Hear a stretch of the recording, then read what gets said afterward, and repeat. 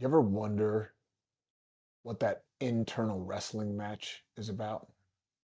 You ever wonder why you come up with these beautiful goals or beautiful targets to hit in your life and they last 2 months, 3 months, 4 months, and inevitably there's a part of you that comes up and sabotages everything?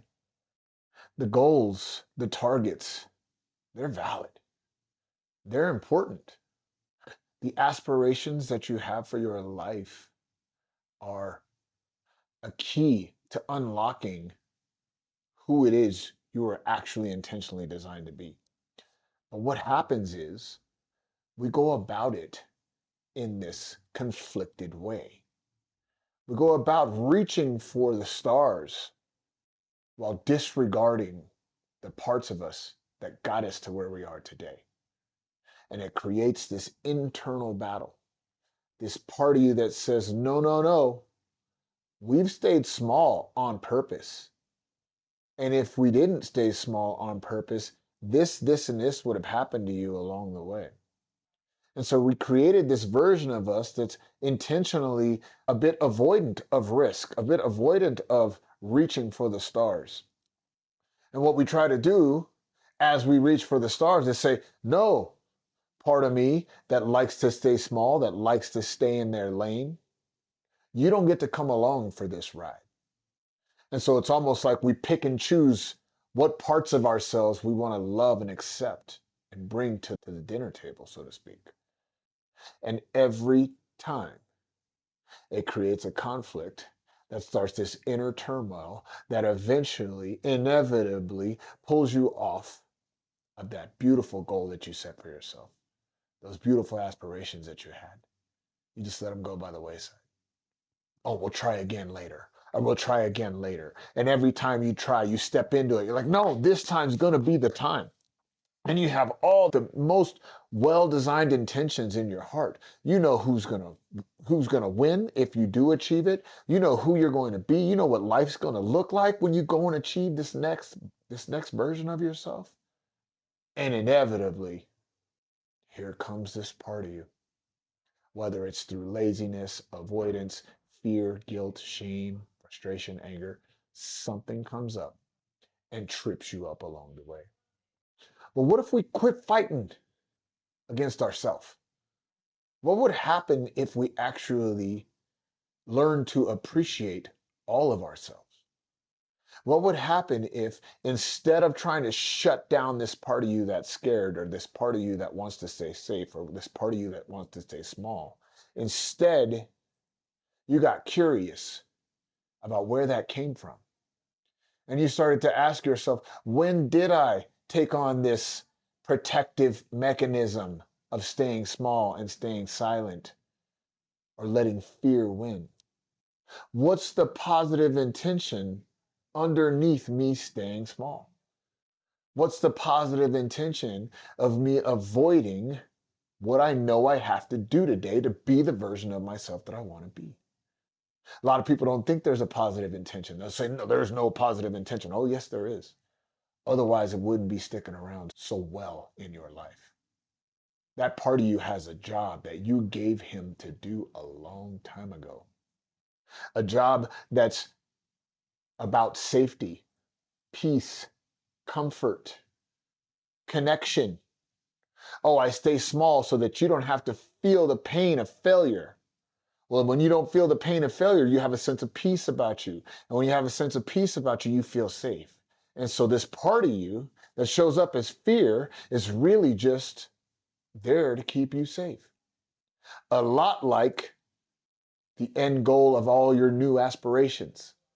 Oh, if I reach this loving version of myself, this beautiful relationship, or this promotion at the job, it's going to give me this, which is going to give me this, which eventually is going to lead to more peace in my life. And so the aspiration, what you're pointed at and what you're trying to run away from are actually both pointed at the same things in your life: peace, joy, freedom. And so what happens when you realize that? Oh, instead of beating yourself up for having fear, you acknowledge that part of yourself and say, You've kept me safe a long time. You've kept me safe a long time by avoiding hard things or by quitting before it got too ugly and too challenging. And you served me well, but I want to give you new orders. I want to give you a new path toward keeping me safe. I want you to play a role in these aspirations and these dreams that I have for me and my family. I want you to be a part of this, fear. And so then when you recognize that part of yourself and you invite it to play a role in where you're headed next, well, now you can give it something else to focus on. You know, it's all about safety and security and keeping you confident in where you're headed next. What would it look like if you gave it a job, a role inside of that security space, inside of that confidence? What would it look like if you gave it a role to play in where you're headed next? I'll tell you what it would look like. It would look like wholeness. It would look like you finally coming to terms with all of you, all of the pieces of you, and loving all of the pieces of you instead of trying to shut them out or beat them up or hide them or repress them or deny them. You're inviting them. You're inviting all of you. You're inviting all of you to go and achieve what it is that you want to achieve. And so now you're headed down this line, and here comes fear. But now fear has a new job. Its job isn't just to make you neglect or hide or run away from challenge. Now maybe the job is to make sure that you know exactly where you're headed so that you can be safe. To make sure that you are doing your due diligence to step into this new space full of confidence and certainty that this is going to end up the way that you want it to end up. So now this fearful part of you has a different job to play, a different role to play in your life. And you chip away like this by continuously adding all of the parts of myself that I chose to hide or repress or deny. I invite them to play a role in where I'm headed next. I say, well done, good and faithful servant, or good and faithful soldier. You've done well to get me to this point, but now we have a new battle to fight. Now you have a new job in this beautiful place that we're headed in. And so then all of you gets to experience joy. All of you gets to experience peace and freedom. Not some of you, some of the time, but all of you, all of the time. So stop beating yourself up. Stop beating yourself up for coming up short or for wanting to quit or for being scared. Instead, get curious. What's the underlying positive intention? What are you actually really trying to do in my life by getting me to avoid hard things? And then use that end goal, what it's really pointed at, and you formulate a new job, new orders for that part of yourself. And you watch how much more free it is to live in this way, where you don't simply beat yourself up and try harder next time, but you actually get intelligent about integrating all of yourself and you try smarter next time.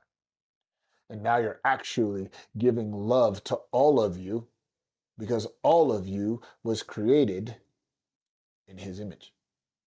And so now you go, I see me the way you see me, God. I see the purity and the intentions behind every single thing that I've done the way that you see me. And that's full acceptance. I accept all of me. I choose to love all of me and give myself direction and clarity and vision based off of full acceptance. Full acceptance and understanding of myself. I don't just accept my fleshly desires to be weak or to be scared, but I don't try to hide it either. I step into it and I dig and I go and I go and I go and I get to the bottom of it. What are you really trying to do for me? And then I simply alter its course. I alter its course and I make sure that there's a new way, a new map to help me get what I actually truly want in this world. Peace, freedom, joy, certainty, gentleness, fruits of the Spirit.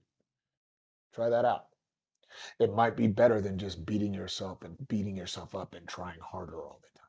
You might actually get somewhere when you learn to appreciate all of you, every piece of it. Thank you.